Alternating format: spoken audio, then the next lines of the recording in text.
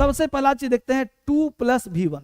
2+1 का first form, इसका भी मतलब होता है नाउ, और एक होता है V1+ing, इसको हम बोलते हैं रियली में बोलते हैं जेरंट, ठीक है, इसको जेरंट बोलते हैं, इसका मतलब ये होता है नाउ, ठीक है। 2+1 को हम बोलते हैं इन्फिनिटिव्स, क्या बोलते हैं, इन्फिनिटिव्स।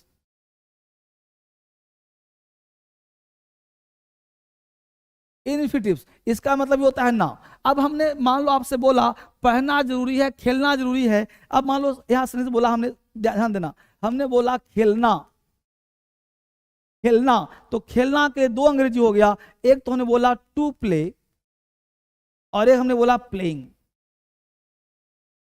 क्या बोला हमने, एक बोला टू प्ले, एक बोला प्लेइंग। अब खेलना, खेलना का दो अंग्रेजी हो गया, टू प्ले और प्लेइंग। अब ध्यान देना, अगर हमने टू प्ले बोला या प्लेइंग बोला तो एक का नाम हो गया इन्फिनिटिव्स और एक का नाम हो गया जीरंट। इसका मतलब हुआ कि इन्फिनिटिव और जीरंट सब्जेक्ट का काम करता है, यानी ना वर्ड जो हुआ ना, ना पढ़ना, हंसना, गाना, खेलना, कूदना, रोना, जा, ये जितने वर्ड बोलते हो ना, वो सब्जेक्ट भी बन सकता है और वर्ब भी बन सकता है। तो आज आपके लिए लाया हूं बेसिक क्लास, क्योंकि बहुत सारे बच्चों को ना यही समझ में नहीं आता कि इंग्लिश सीखें कैसे, लिखें कैसे और कैसे काम करें। तो खेलना, अब देखो हजार से बोलो, खेलना जरूरी है, खेलना महत्वपूर्ण है, पढ़ना जरूरी है, पढ़ने जाना है, बोलते हो ना, खेलना, रोना, हंसना, गाना। तो टू प्ले, अब यहां पे लगाएंगे इज, यहां भी लगाएंगे इज, ठीक है ना, तो टू प्ले, ठीक है, टू प्ले या प्लेइंग। अब अर्जेंट है, बिल्कुल खेलना अर्जेंट है,